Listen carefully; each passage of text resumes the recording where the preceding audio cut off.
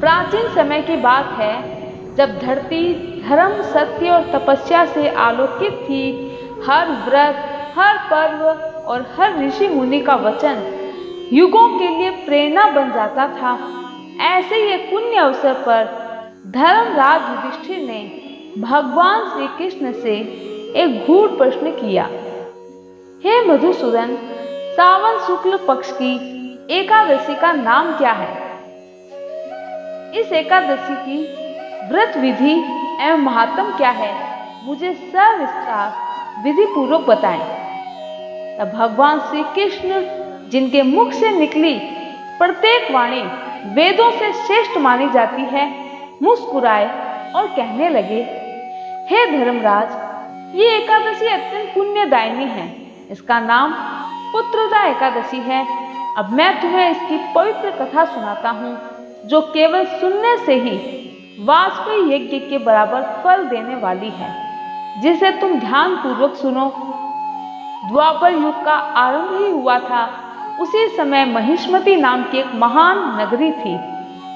वैभवशाली, शांत, हरे भरे उपवनों और वेद ध्वनि से गुंजायमान नगर पर राज्य करते थे एक राजा महीजी, धर्मपरायण, न्यायप्रिय और करुणाशील शासक। उनकी न्यायप्रियता, तपस्वियों के प्रति श्रद्धा, प्रजा के प्रति वात्सल्य और दानशीलता की कीर्ति चारों दिशाओं में फैली हुई थी। लेकिन इस सुंदर जीवन का ऐसा अभाव था जिसने उन्हें भीतर से तोड़ दिया था। राजा के कोई संतान नहीं थी। वे कहते, हे ब्राह्मणों, हे मंत्रियों, ये राज सिंहासन, ये समृद्धि, ये सोने चांदी के खजाने सभी व्यर्थ है, यदि मेरा कोई उत्तराधिकारी ही नहीं है। मैं धर्म के अनुसार राज्य करता हूँ, किसी का धन नहीं छीना, ब्राह्मणों की सेवा करता हूँ, प्रजा को पुत्रवत मानता हूँ, फिर भी ईश्वर ने मुझे संतान से वंचित रखा। ये मेरे पूर्व जन्म के किस पाप का फल है? राजा महीजित की इस करुण व्यथा को सुनकर पूरा दरबार स्तंभ हो गया।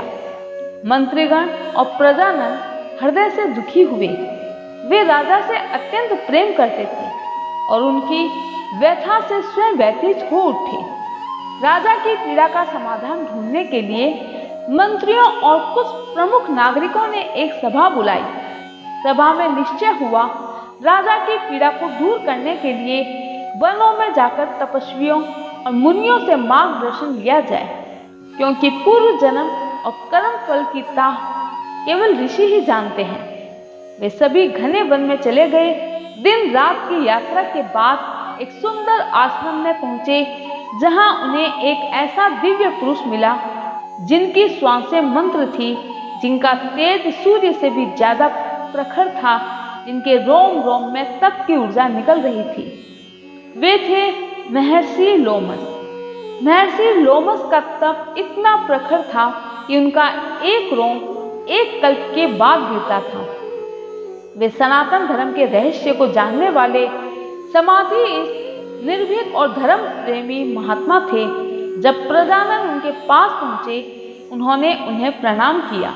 ऋषि ने मधुर वाणी में पूछा, वत्सों, किस उद्देश्य से तुम यहाँ आए हो? निश्चिंत होकर कहो, मेरा जीवन ही दूसरों के कल्याण के लिए समर्पित है। सभी ने हाथ जोड़कर कहा, हे मुनिवर, हमारे राजा महीजित धर्मात्मा हैं, परंतु पुत्रहीन हैं। वे दुखी हैं और उनका दुख अब हम सबका दुख बन गया है।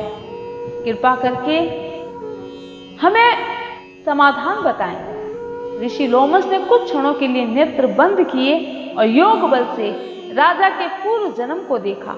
फिर वे बोले, राजा महीजित पूर्व जन्म में एक निर्धन वेश्य था, गांव गांव व्यापार करता था। एक बार वो 2 दिनों से भूखा प्यासा था। जेठ शुक्ल द्वादशी के दिन दोपहर में एक जलाशय पर जल पीने गया। उसी समय वहां नव विवाहिता प्यासी गाय भी जल पी रही थी। राजा ने उस गाय को हटा दिया और स्वयं पानी पीने लगा। उसी क्षण वह गौ माता की पीड़ा अनदेखी कर गया। द्वादशी को उपवास रखने से उसे इस जन्म में राजा का पद प्राप्त हुआ। परंतु गो को हटाने के पाप से संतान सुख से वंचित रह गया। ये सुनकर प्रजा अत्यंत चिंतित हो उठी और एक स्वर में सबने कहा, हे मुनिवरों, शास्त्रों में प्रत्येक पाप का प्रायश्चित है। कृपया करके हमें कोई ऐसा उपाय बताएं जिससे राजा का पाप नष्ट हो और उन्हें संतान की प्राप्ति हो। प्रजा के करुणा में वचन सुनकर महर्षि लोमश ने कहा, आने वाले सावन मास का शुक्ल पक्ष अत्यंत शुभ है। उस पक्ष की एकादशी को पुत्रदा एकादशी कहते हैं। यदि तुम सब मिलकर इस व्रत को श्रद्धा से करो, उपवास रखो, रात्रि को जागरण करो, अगले दिन का पुण्य राजा को अर्पित कर दो, तो राजा का यह दोष समाप्त हो जाएगा और उन्हें उत्तम संतान की प्राप्ति होगी। प्रजानन को यह उपाय उचित लगा। वे ऋषि को प्रणाम करके नगर लौटे। सावन शुक्ल एकादशी का शुभ दिन आया। पूरा नगर व्रत की तैयारी में लग गया।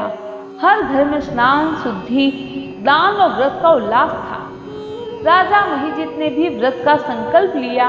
प्रजाजन, मंत्रीगण, स्त्रियां और ब्राह्मणों ने मिलकर रात्रि जागरण किया। भजन, कीर्तन, पुराण पाठ और नाम स्मरण से पूरी महिष्मती नगरी देवभूमि बन गई। द्वादशी के दिन सभी ने संकल्प किया कि व्रत का पुण्य राजा को अर्पित किया जाए। कुछ समय बाद रानी ने गर्भ धारण किया और सही समय पर तेजस्वी, बुद्धिमान, धर्मात्मा पुत्र का जन्म हुआ। उसका मुख तेजों में था और जन्म लेते ही पूरे राज्य में मंगल ध्वनि होने लगी।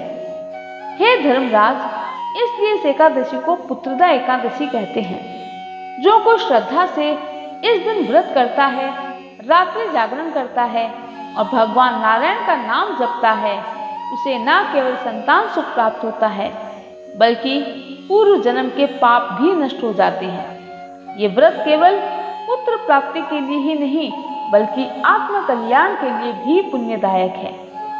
हे धर्मराज, इस कथा से यह स्पष्ट होता है कि पूर्व जन्म के कर्म इस जीवन में फल देते हैं, लेकिन व्रत, तपस्या, क्षमा और श्रद्धा से उन्हें काटा भी जा सकता है। पुत्रदा एकादशी केवल एक संतान प्राप्ति की तिथि नहीं है, यह आत्मनियंत्रण, पशु प्रेम, तपस्या और पूर्व जन्म के दोषों से मुक्ति का भी माध्यम है। इति श्री सावन शुक्ल पक्ष पुत्रदा एकादशी महात्म। जय श्री कृष्ण।